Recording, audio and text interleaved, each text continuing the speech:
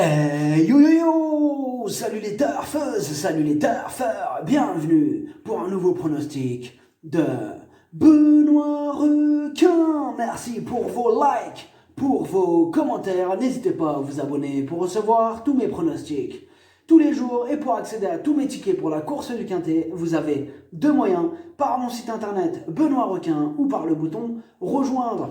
Ok, place au pronostic du Quintet du vendredi 28 mai. Direction Paris-Vincennes pour le prix du Crépuscule. Trot attelé, 2100 mètres, 14 partants, car l'As est non partant. Réunion 1, course 2. Indice de confiance, 3 sur 5. On est plutôt confiant pour ce Quintet de vitesse avec départ donné à l'aide de l'autostart. On va voir ça ensemble. Cette vidéo, je la tourne avant l'arrivée du Quintet de ce jeudi. Je reviendrai dessus demain.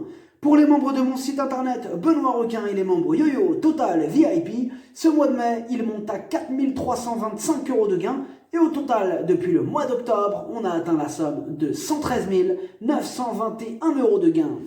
Vous avez deux moyens pour récupérer mes tickets pour la course du Quintet, par mon site internet Benoît Requin ou par le niveau YoYo Total VIP en passant par le bouton rejoindre. Ok, c'est parti, on commence le pronostic et on commence avec le numéro 1 qui est non partant. Le numéro 2, Express Jet. Il est sur la montante, il est bien placé en première ligne, c'est une surprise possible. On écoute Thomas Malmqvist. Express Jet ne m'a pas réellement déçu pour son retour dans la capitale. Il s'est retrouvé trop loin dans le parcours. Revenir était mission impossible. Il se comporte bien au travail, il a ma confiance. On va essayer de se tenir un peu plus près dans le parcours. Le parcours réduit ne sera pas un problème, il est capable de terminer à l'arrivée. Le numéro 3, Frisbee. Dame, c'est un spécialiste de la disqualification. Bon, la preuve, il reste sur 3 disqualifications consécutives. Et comme d'habitude avec ce casseur de tickets, ce sera tout ou rien. On écoute Richard Westerink. Frisbee Dame est bien au travail, mais a du mal à prendre les tournants en course depuis quelque temps. Comme c'est 2100 mètres, il va avoir un bonnet fermé et devrait mieux tourner ainsi. Il avait eu le même accessoire cet hiver dans le prix du Luxembourg sur ce même parcours et cela avait été bénéfique. S'il reste au trot, il a sa place dans les 5 premiers. Le numéro 4, Blues des Landiers. Il est en forme mais il aurait préféré une distance plus longue. Il a maintenant 10 ans et avec ses gains, il se retrouve dans des catégories relevées. Sa tâche s'annonce délicate. On écoute Dominique Cheradam. Blues des Landiers reste sur une victoire, mais le lot était beaucoup moins relevé et la longue distance correspondait mieux à ses aptitudes. Ici, 2100 mètres, ce n'est pas vraiment sa tasse de thé, mais je n'ai pas trop le choix des engagements, vu son âge et ses gains. Cela s'annonce très compliqué, mais il faut qu'il garde le rythme en vue de meilleurs engagements sur plus long. Le numéro 5, Éclat de gloire. Ses 3 dernières sorties sont bonnes, il a hérité d'un excellent numéro, il va encore défendre chèrement ses chances. On écoute Loris Garcia.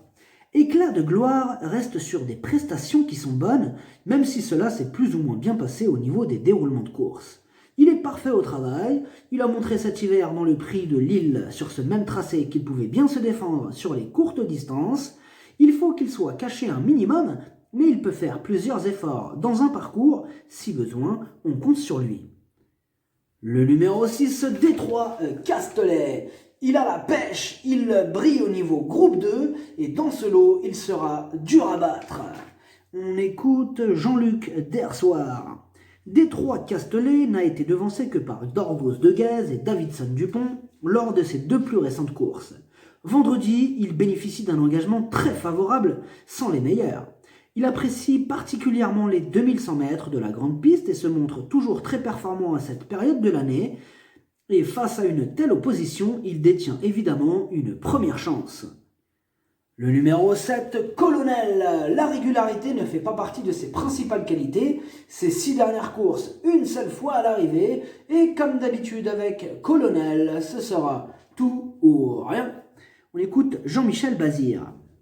Colonel a bénéficié d'un bon parcours dernièrement, mais n'a pu changer de rythme.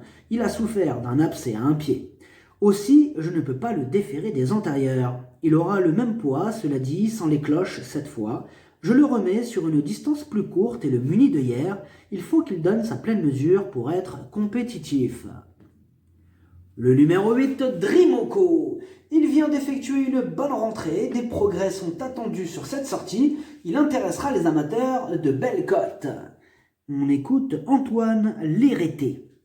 Dreamoko a fait vraiment une très bonne rentrée dans le prix des Ducs de Normandie à Caen. Je ne m'attendais pas à ça, après une telle absence. Il a très bien récupéré, il démarre bien et les courtes distances, c'est son truc. Il faut un parcours au millimètre, mais si c'est le cas, il est capable de terminer dans les 4 premiers. Le numéro 9, Blues d'Orville, lui aussi vient d'effectuer sa course de rentrée et pour lui aussi, des progrès sont attendus sur cette course. Il apprécie ce tracé, mieux vaut ne pas le sous-estimer. On écoute Madame Virginie Moquet. Blues d'Orville s'était blessé au paddock après sa 3e place dans le prix de la Marne. Il a dû être opéré et arrêté. Il manquait de compétition dernièrement pour sa rentrée à Caen. Il sera cette fois déféré, il devrait courir en progrès. Cela dit, je pense qu'il n'est pas encore assez affûté pour être compétitif à ce niveau. La 5e place me satisferait pleinement. Le numéro 10, Carl Crown. Il est en forme, il a remporté sa dernière course. Il est dans sa catégorie, il fera encore de son mieux pour obtenir le meilleur classement. On écoute Thomas Malgvist. Carl Crown a vraiment bien sprinté pour venir s'imposer dernièrement. Il n'a fait que confirmer sa très bonne forme du moment. Il répète parfaitement ses courses, l'autostart l'aide un peu à partir, il retrouve une opposition dans ses cordes, il faudra négocier la position en seconde ligne, mais à l'issue d'une course limpide, il devrait lutter pour les premières places. Le numéro 11, It's Boko. Ses 2 dernières sorties sont excellentes, ce parcours lui a déjà réussi, à l'issue d'un bon parcours, il va tenter de terminer dans la bonne combinaison. Et on écoute Paul Agurta. It's Boko a couru de première à Copenhague récemment. Il lui faut un bon parcours pour qu'il s'exprime. On est en seconde ligne certes, mais le placement est bon. Il sait démarrer et pourra occuper une place non loin de la tête. Bien sûr, l'opposition est de qualité, mais il est à même de prendre une place parmi les 5 premiers. Il est au top. Le numéro 12, Duel du Gers. C'est une rentrée totalement ferrée. D'autres chevaux passeront en priorité. On écoute Mathieu Abrivard. Duel du Gers a eu le droit à des vacances à la mer après un bon meeting d'hiver. Il va effectuer une vraie rentrée et n'est pas affûté. Il affronte des adversaires au top et doit s'élancer en seconde ligne. Il restera ferré. Il est donc préférable de l'écarter. Il aura de bons engagements à venir en province dans les prochaines semaines. Le numéro 13, Brillant Madric. Mieux vaut ne pas le juger sur son dernier échec. Il a déjà gagné sur ce parcours. Il sera piloté par Alexandre Abrivard. Il a une belle carte à jouer. On écoute Alexandre Abrivard. Brillant Madric était nerveux à Rambouillet et s'était lancé au galop. Toutes ses courses précédentes étaient bonnes. Nous lui avons volontairement laissé du temps entre les sorties afin qu'il se détende. Il va se présenter au mieux et sur un parcours qu'il apprécie. L'autostart l'aide à s'élancer. Il avait trotté une 10-6 sur ce parcours en novembre, ce qui lui confère une bonne chance. Le numéro 14, Black Jack From. À ce niveau, il n'a pas de marge et c'est surtout un spécialiste de la disqualification. Difficile de lui accorder du crédit dans ces conditions. On écoute Guillaume Gillot.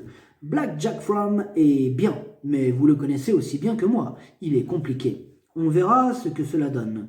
En outre, dans ce lot, il est un peu surclassé. C'est une chance secondaire s'il reste au trot. Le numéro 15, Violetto Jet. Il a la pêche, il adore ce parcours. Il lui arrive de temps en temps de partir au galop, c'est vrai.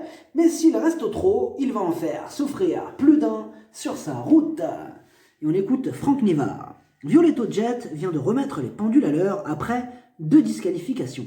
Je pense qu'il est plus à l'aise lorsqu'il garde ses fers comme en dernier lieu. C'est faire devant, hein, excusez-moi, il a dit. Alors je reprends la phrase parce que là, sinon ça va pas aller. Alors, je pense qu'il est plus à l'aise lorsqu'il garde ses fers devant comme en dernier lieu. L'engagement reste favorable, contrairement au numéro. Cela dit, il s'élance dans le dos de Détroit Castellet qui détient la première chance. Je compte sur lui pour terminer dans les 3 premiers. Le pronostic, ça donne 6, 15, 13, 10, 5, 8, 11, 9. Cheval de complément le 7. Si jamais il y a un autre nom partant, et ça peut arriver, le 2. Merci d'avoir suivi cette vidéo. N'hésitez pas à vous abonner pour recevoir tous mes pronostics tous les jours. Et pour accéder à tous mes tickets pour la course du Quintet, vous pouvez passer par mon site internet Benoît Requin ou par le bouton rejoindre sur le niveau Yo-Yo Total VIP. À jouer avec modération. Bonne chance. Chopez-le moi. Ciao.